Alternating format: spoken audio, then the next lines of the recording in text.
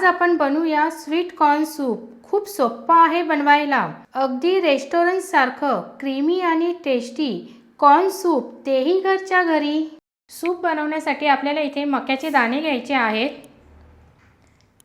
या दाण्यांमधले थोडे दाणे आपल्याला काढून घ्यायचे। तर मी इथे 1/4 कप दाणे काढून घेतलेले आहेत। हे दाणे आपल्याला मिक्सरच्या जारमध्ये घालायचे आणि ह्याच्यामध्ये थोडंसं पाणी घालायचे आणि याची स्मूथ पेस्ट तयार करून घ्यायची। हे बघा, अशी फाईन पेस्ट आपल्याला तयार करून घ्यायची आहे। सूप बनवण्यासाठी कढईमध्ये पाणी घ्यायचे।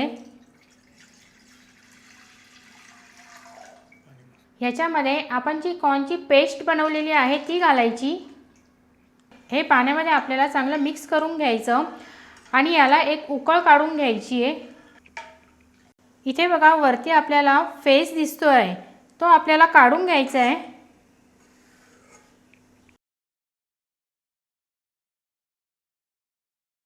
आणि हे उकळल्यावर ह्याच्यामध्ये भाज्या घालायच्या। गाजर, ढोबळी मिरची, फरसबी आणि जे आपण मक्याचे दाणे बाजूला काढून ठेवलेले होते हे सुद्धा घालायचे। त्याचबरोबर हिरवी मिरची, अद्रक, या सगळ्या भाज्या आपल्याला बारीक बारीक कापून घ्यायच्या आहेत, म्हणजे त्या पटकन शिजतात। आता इथे आपण या भाज्या सगळ्या शिजून घेऊया। इथे वरती जो फेस तयार होतोय तो आपल्याला काढून घ्यायचा आहे। हा फेस काढल्यामुळे सूप एकदम क्लीन दिसेल। इथे भाज्या शिजत आलेल्या आहेत। आता आपल्याला ह्याच्यामध्ये मिरपूड घालायची, विनेगर एकदम थोडंसंच घालायचं। त्याचबरोबर इथे मी कॉर्नफ्लॉवर घेतलेली आहे। आता ह्याच्यामध्ये थोडंसं पाणी घालायचं आणि हे चांगलं मिक्स करून घ्यायचं आणि फ्लेम इथे स्लो करायची आणि थोडं थोडं कॉर्नफ्लॉवर घालून हे आपल्याला मिक्स करायचं आहे। सूप आपल्याला कितपत घट्ट हवा आहे त्या पद्धतीने तुम्ही इथे कॉर्नफ्लॉवरचा वापर करा। कॉर्नफ्लॉवर टाकल्यावर आहे ना, लगेच मिक्स करत जायचं आहे। आता हे आपल्याला जास्त शिजवायचं नाही आहे।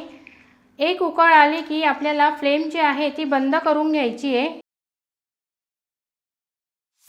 चवीप्रमाणे मीठ आणि एकदम थोडीशी साखर हे घालून चांगलं मिक्स करून घेऊ आणि याला एक उकळ येऊ देऊ।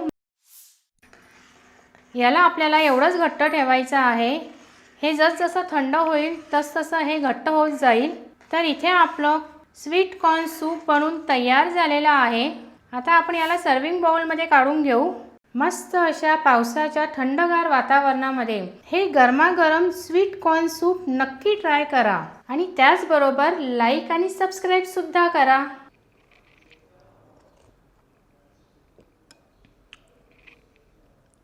सुपर।